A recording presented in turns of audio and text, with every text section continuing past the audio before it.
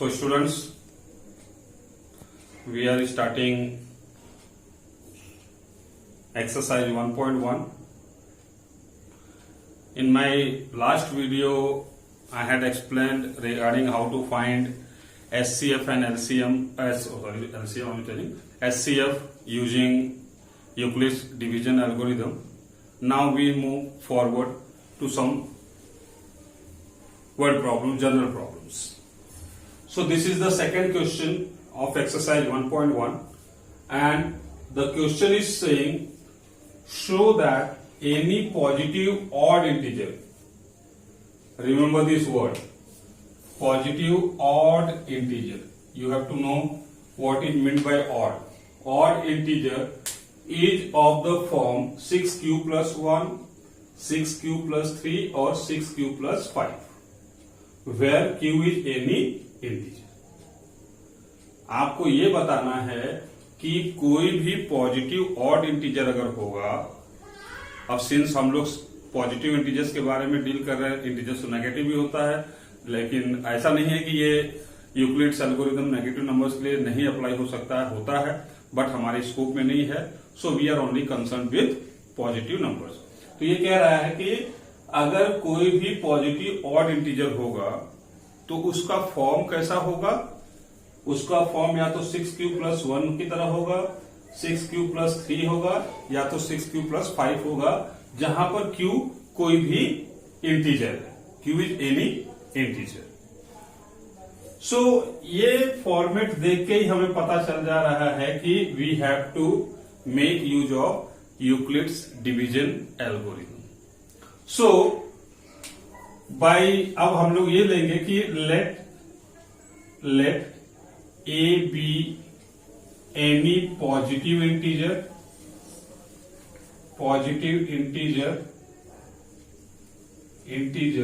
And b equals to 6. ये तो हमें नोन है, यहां से हमें पता चल रहा है कि बी 6 होगा, b equals to 6. So by Euclid's algorithm हम क्या लिख सकते हैं, by Euclid's algorithm we can write a equals to B Q plus r होता है, जहां पे कंडीशन हमारा ये होता है कि r greater than equals to 0 but less than b होता है. अब हमने ये एज्यूम किया है, माना है कि ए हमारा कोई पॉजिटिव इंटीजर है और b की वैल्यू 6 है. तो अगर हम उसे यहां पे इंसर्ट करें, so will get a equals to 6q plus r. अब इस सिचुएशन में r क्या होगा, r लेस देन 6 होगा. सो r की पॉसिबल वैल्यूज क्या हो सकती है, r 0 हो सकता है, 1 हो सकता है, 2 हो सकता है, 3 हो सकता है, 4 हो सकता है, 5 हो सकता है, और नहीं ओनली टिल 5. हम लोग यहां पे एक वर्ड यूज करते हैं और का मतलब होता है इसमें से कोई भी नंबर हो सकता है, आर कोई भी रिमाइंडर हो सकता है, आर 0 हो सकता है, आर 0 और 1 और 2 और 3 और 4 और 5 हो सकता है. तो हम इस कंडीशंस को लेकर इसमें हम पुट करते चलेंगे और देखेंगे कि क्या ऑड इंटीजर हमेशा इस फॉर्मेट में आएगा. अगर आ रहा है तो हमने प्रूफ कर दिया, इतना सा करना है हमको. सो let us do this now. आप क्वेश्चन को याद रखेंगे. अब आर की वैल्यू अगर आप 0 लेते हो, मुझे ये मिटाना होगा. अगर आप r की वैल्यू 0 लेते हो फॉर r इक्वल्स टू 0, अगर r 0 लिया तो आपको a मिलेगा 6q. नाउ दिस 6q जो है इज एन इवन इंटीजर. ये इवन इंटीजर है, 6 इज एन इवन नंबर, और इवन नंबर के साथ कोई भी नंबर मल्टीप्लाई हो तो वो अगेन इवन हो जाता है. तो ये 6q जो है वो इवन इंटीजर है, हमारे काम का नहीं है, हमारे काम का ऑड इंटीजर है. आपको क्वेश्चन को समझना है। मेन पर्पस होता है क्वेश्चन को अच्छे से समझना। एक बार अगर आप क्वेश्चन समझ गए तो आप कोई भी क्वेश्चन उस टाइप का कर सकते हैं। सो ये हमारे मतलब का नहीं है। अब अगर r को मैंने 1 दिया, इफ r इक्वल्स टू 1, तो a इक्वल्स टू क्या आएगा 6q प्लस 1। अब 6q क्या है, ये तो हमारा इवन नंबर है। अब कभी भी अगर इवन नंबर में आप 1 ऐड कर दो तो ऑटोमेटिकली ऑड नंबर हो जाता है। तो ये इवन इंटीजर था तो उसमें 1 ऐड कर दिया तो ये ऑड इंटीजर होगा, इज एन ऑड इंटीजर। अब ये हमारे काम का है, तो हमारे काम का है तो इसको मार्क करके रख लेते हैं। फिर अगर हमने r इक्वल्स टू 2 लिया, हमें सारे नंबर्स को लेके चेक करना है, तो हमें a equals to 6q plus 2 मिलेगा। अब यहां देखना यह है कि 6q तो ऑलरेडी इवन है और उसमें अगर 2 लग गया तो वो इवन हो जाएगा, तो हम कहेंगे ये इवन नंबर है, इज एन इवन इंटीजर। तो ये भी हमारे काम का नहीं है। ठीक, then will go for r equals to 3। अब अगर आप 3 लेते हो तो आप a equals to 6q plus 3 लिखोगे। अब 6q प्लस 3 लिखेंगे तो अगर ये ऑड इंटीजर हो जाएगा, तो ये हो गया इज एन ऑड इंटीजर। ये ऑड इंटीजर हो गया, तो हमें इसकी भी जरूरत है। इवन इंटीजर्स की तो हमें जरूरत नहीं है क्योंकि हमें उस फॉर्मेट में उसने कहा नहीं है करने के लिए। अब आगे और r की वैल्यू लेते हैं। r इक्वल्स टू अगर मैं 4 लेता हूं, फॉर r इक्वल्स टू 4, तो हमें मिलेगा a equals to 6q plus 4। अब कहने की जरूरत नहीं है, ये इवन इंटीजर है, इज एन इवन इंटीजर, और इवन इंटीजर हमारे काम का नहीं है। अब एक लास्ट नंबर हमारे पास बचा 5। अगर हम इसको r इक्वल्स टू 5 लिखें, मैं r इक्वल्स टू 5 यहीं पे लिख के दिखा देता हूं ताकि आपको ठीक से समझ में आ जाए। मैं यहां पे फॉर r इक्वल्स टू 5, तो r इक्वल्स टू 5 के लिए a जो होगा that will be equals to 6q plus 5 होगा, और ये जो होगा इज एन ऑड इंटीजर। ये आपका ऑड इंटीजर होगा। तो क्वेश्चन हमारा जो पूछा था कि show that any odd positive integer is of the form 6q plus 1, 6q plus 3 और 6q plus 5 where q is any integer, ये पूछा था। तो ये हमने यहां पर दिखा दिया। अब हम इसको ये इतना स्टेप सॉल्व करके बाद में दिखा देंगे कि हमें ये मिला, हमें ये मिला और हमें ये मिला, which is of the form 6q plus 1, 6q plus 3 and 6q plus 5 hence proof. इतना हमें आपको करना है। आई होप आपको ये समझ में आया होगा। इन केस नहीं समझ में आया तो आप एक बार फिर से रिवाइंड करके आप इसे सुन सकते हैं, समझ सकते हैं। बहुत ही सिंपल है। Now let us move to the next question. Okay, students, so this is question number 4 of your NCERT textbook. Now this question is saying use Euclid's division lemma. You have to make use of Euclid's division lemma to show that the square, to show that, I wrote 2 times, to show that the square of any, to show that the square of any positive integer is either of the form 3m or 3m plus 1 for some integer m. आपको बताना है कि Euclid के division lemma को use करके ये बताना है कि किसी भी पॉजिटिव इंटीजर के स्क्वायर का स्क्वायर जो होगा, किसी भी पॉजिटिव इंटीजर का जो स्क्वायर होगा वो या तो 3m के फॉर्मेट में आएगा या तो 3m+1 के फॉर्मेट में आएगा, जहां m कोई भी एक पॉजिटिव इंटीजर है, ये कोई एक पॉजिटिव इंटीजर है। So okay, we can do this question. अब इसमें हम लोग क्या करेंगे कि लेट वही चीज, let a be any positive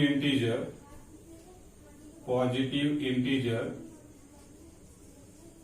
and हमें b नोन है, यहां पे b हमारा 3 है, ये देख रहे हैं आप, इससे हमें b का पता चलता है। So now therefore by Euclid's division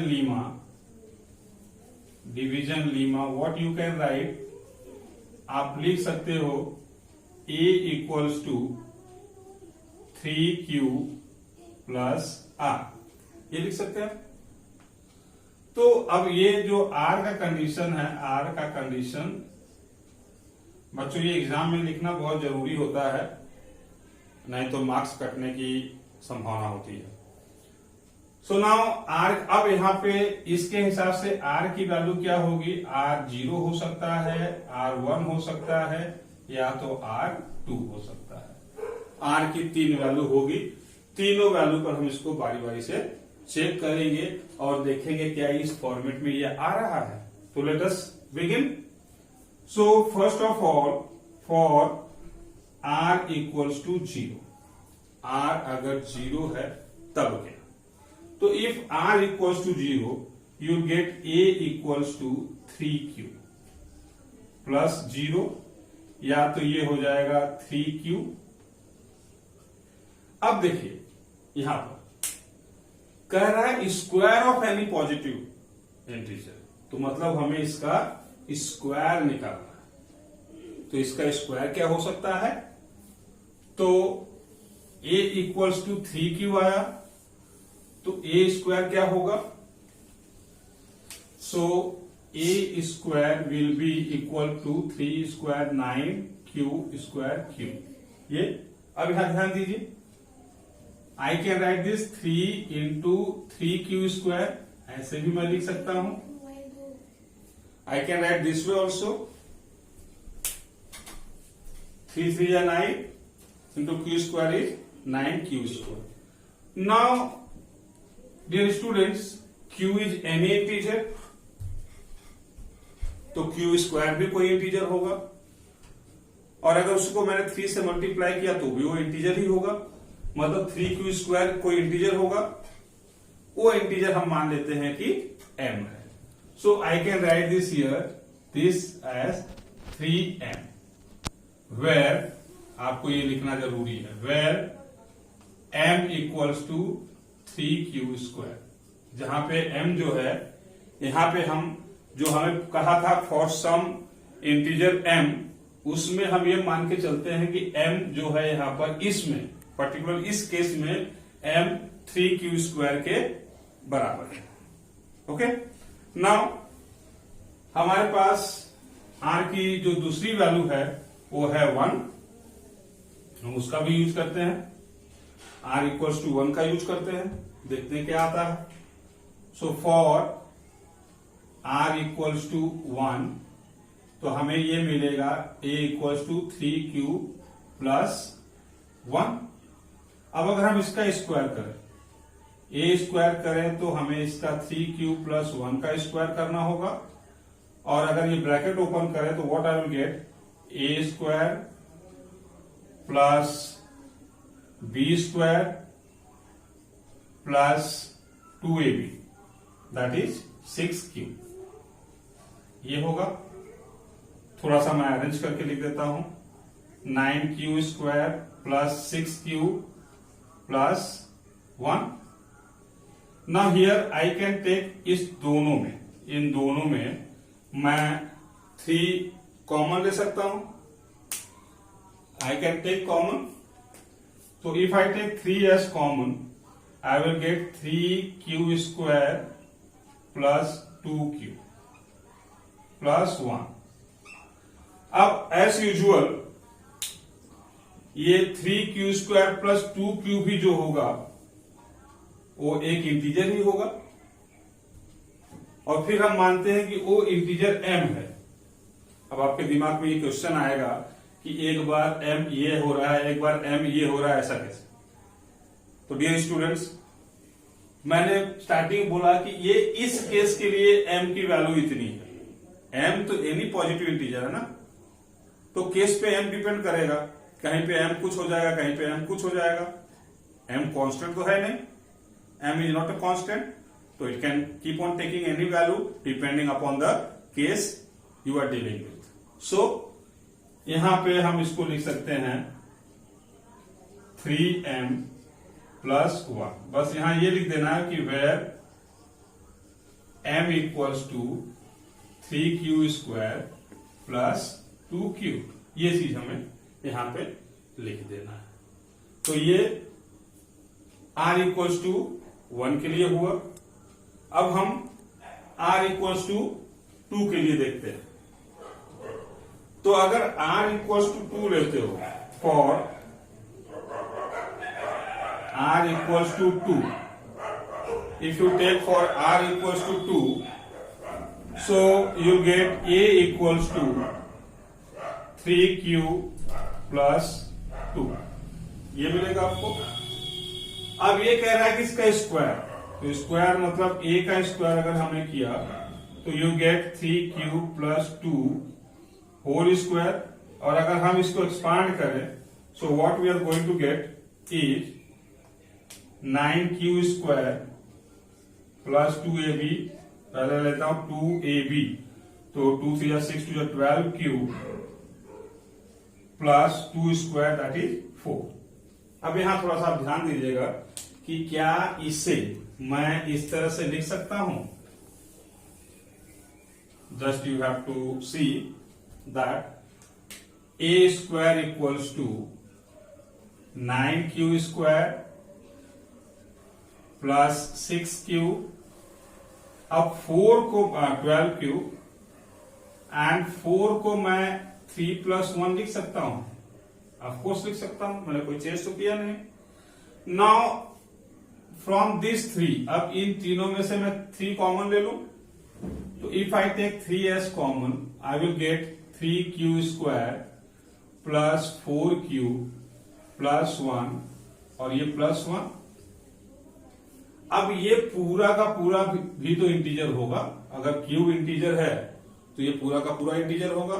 अब इस केस में मैं मान लेता हूं कि ये इंटीजर m है, मेरा केस अगला है, मैं मान सकता हूं कि ये m है, तो इसलिए I can write this as 3m plus 1, where m equals to ये 3q² प्लस 4q प्लस 1, ये हो गया। So now it's clear that square of any integer is of the form 3m or 3m plus 1, या तो 3m के form का होगा या तो 3m plus 1 के फॉर्म का होगा। हमने तीनों कंडीशन में यही शो किया। So we proved what we were asked to prove. Now we'll move to the next question, the last question, and one of the very good question. So I will write the next question. Now students, this is the second question. The question is saying an army contingent of 616 numbers, or you can call it members, soldiers, is to march behind an army band of 32 members in a parade. Parade जब होता है तो इसमें आगे band होती है, band के members होते हैं और उनके पीछे सोल्जर्स होते हैं। तो ये क्वेश्चन कह रहा है कि 616 सोल्जर्स हैं, उनके आगे 32 बैंड मेंबर्स को चलना है, और चलना किस तरह से है? द टू ग्रुप्स, कौन से? ये कॉन्टिजेंट वाला और आर्मी बैंड वाला, are to march in the same number of columns. अब इनको इस तरह चलना है कि जो नंबर ऑफ कॉलम्स होगा, ये जो नंबर ऑफ कॉलम्स होगा, ये जो ऐसे चलेंगे नंबर ऑफ कॉलम्स, ये सेम होना चाहिए। They have to march in the same number of columns. और आपको ये बताना है कि what is the maximum number of columns in which they can march, कितना मैक्सिमम नंबर ऑफ कॉलम्स है। तो अगर मैक्सिमम की बात आ गई तो सीधे सीधे आपको पता चल जाना चाहिए कि जो आपको ढूंढना है वो एचसीएफ ढूंढना है। मैक्सिमम नंबर ऑफ कॉलम्स का मैक्सिमम नंबर कहने का मतलब है कि आपको एचसीएफ ढूंढना है। तो एचसीएफ ढूंढने के लिए क्या करेंगे, आपके पास एक नंबर ये है और दूसरा नंबर ये है, इन दोनों नंबर का आपको एचसीएफ ढूंढना है by use of Euclid's division algorithm, जो कि हम लोग आसानी से कर सकते हैं। अब इसमें क्या है कि ये जो 616 है ये नंबर 32 से बड़ा है, तो ये ए हो गया, ये बी हो गया, तो A equals to B Q plus R. तो अगर वैसे लिखेंगे तो 616 को हम लोग लिख सकते हैं कैसे। अब ये आप यहाँ पे मैंने जैसे कहा था कि आप डिवाइड करके चेक भी कर सकते हैं कि 32 से हमें क्या मल्टीप्लाई करना है। तो 61 इज ग्रेटर देन 32, तो वन टाइम ये जा सकता है। तो ये 32 बचा यहाँ पे 11 माइनस 2 9 और ये 5 माइनस 29 बचा ना 296। अभी 296 किस नंबर से जा सकता है, तो अगर हम 8 से ले जाए इसे, 8 2 16 6 1 8 से 24 1 25 ये हो जाएगा। अभी भी शायद 9 से भी जा सकता है ये, चलो 9 से देख लेते हैं हम लोग इसको। तो 9 2 18 8 1 27 28 okay, it will go by, तो ये आ जाएगा आपका 8 और बाकी सब कट जाएगा, तो रिमाइंडर विल बी 8। तो this you write as divisor 32 quotient 19 plus remainder 8। Remainder 8 आ गया, तो मतलब अभी आपका एचसीएफ नहीं आया है। नाउ 32 इक्वल्स टू, अब ये 8 डिवाइजर हो जाएगा, तो 8 इंटू 4, अब रिमाइंडर 0। तो आप कहोगे एचसीएफ जो इन दोनों का आया, एचसीएफ ऑफ 616 एंड 32 जो आया, that is equals to 8। So you write the answer that the maximum number of columns in which the two groups can march is 8। इसका आंसर 8 होगा। The two groups will march in 8 columns, और ये 8 columns ही maximum होगा। आप इसे करके देख सकते हैं कि एक कॉलम में कितने लोग आएंगे, ताकि पूरे कॉलम में सब लोग हो जाए। दिस इज फॉर यू, आप इसे प्रैक्टिस कर सकते हैं। Now will move to the next question. Students, this is the last question of the exercise. Now question क्या कह रहा है, यूज यूक्लिड्स डिवीजन लेमा। आप कहोगे सर वही पिछला वाला तो क्वेश्चन है।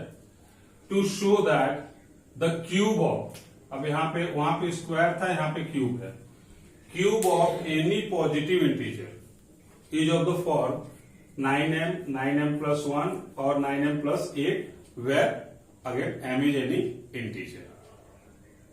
तो आप कहोगे सर इसको आसानी से लिखा जा सकता है कि अगर ये मान ले late a be any positive integer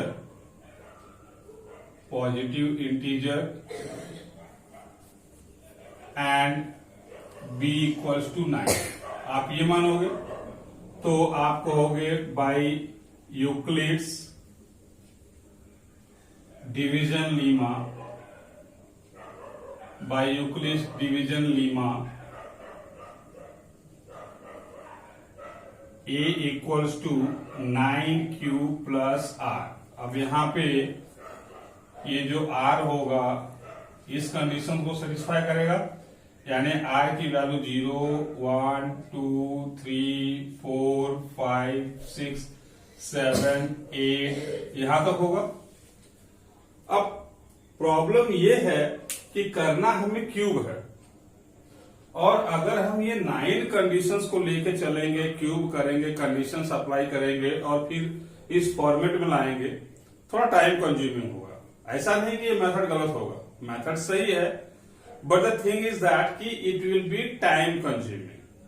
तो देखिए ऐसा हो सकता है जब भी हम मैथमेटिक्स का क्वेश्चन सॉल्व करते हैं तो मे बी या क्वाइट ऑफर्ट ऐसा होता है कि 5 क्वेश्चन में 4 क्वेश्चन आपको एक ही मेथड से सॉल्व करना हो और एक क्वेश्चन ऐसा होगा जिसमें मेथड तो वही होगा लेकिन थोड़ी सी ट्रिक यूज करनी होती है। This is what mathematics is all about. Mathematics आपसे यही जानने की कोशिश करता है कि आप कितने आसानी से कोई क्वेश्चन कर सकते हैं।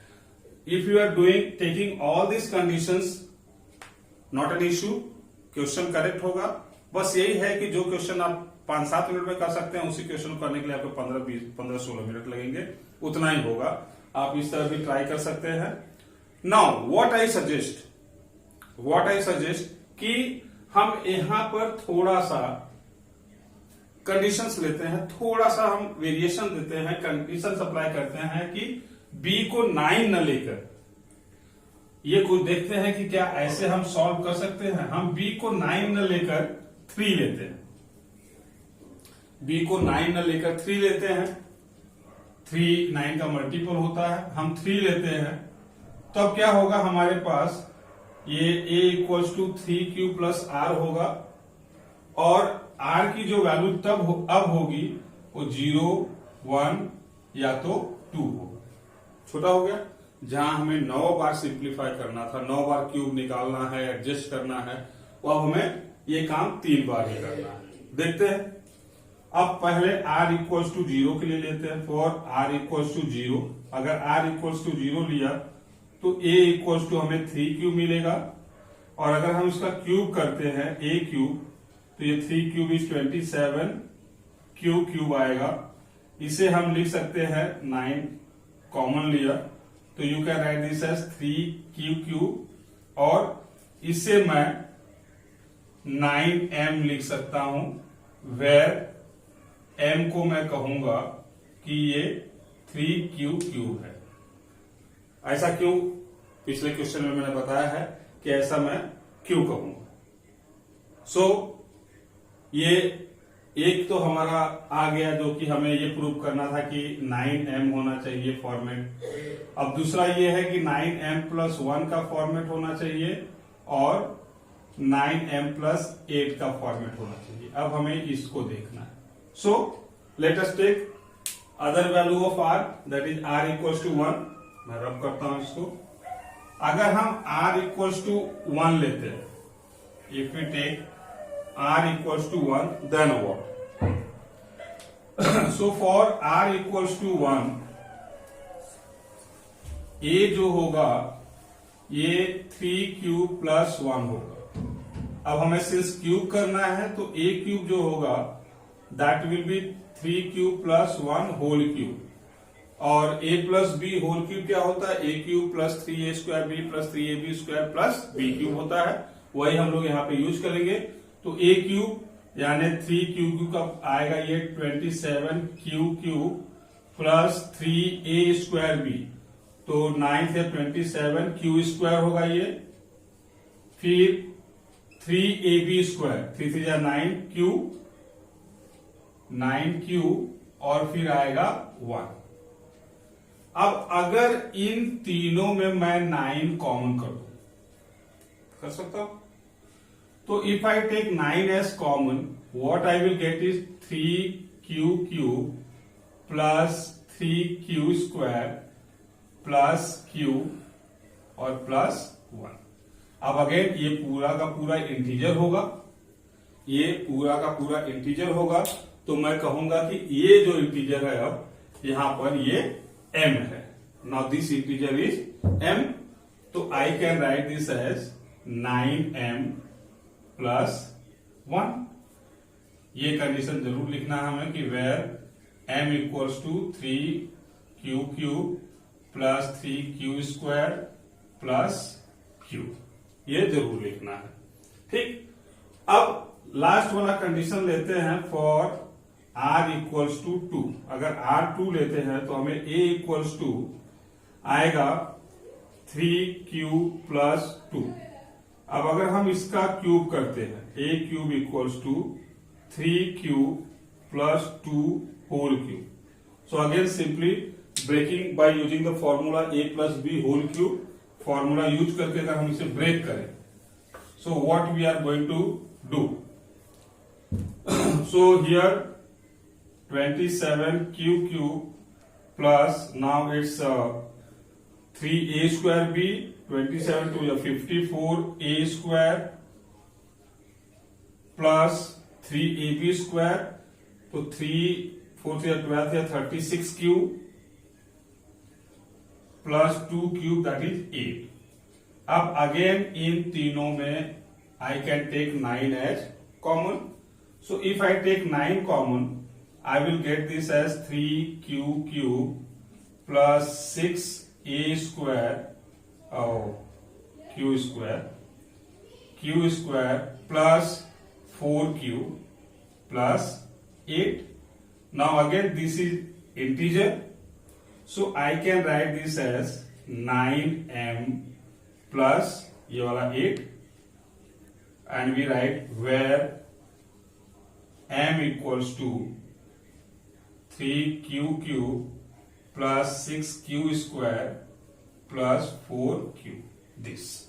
So we got if we have any positive integer, then cube of that positive integer can be expressed in the form 9m or 9m plus 1 or 9m plus 8 by using Euclid's division lemma. So this is the important question, can be asked. You can go either way. अगर ये चीज click नहीं होती है तो be known होता है question में, उसके जरिए भी आप कर सकते हैं. अगर ये क्लिक होता है तो you can do this. So dear students, this is all for today. I hope you are enjoying my video. So now my next video will be on fundamental theorem of arithmetic. Till then, have a good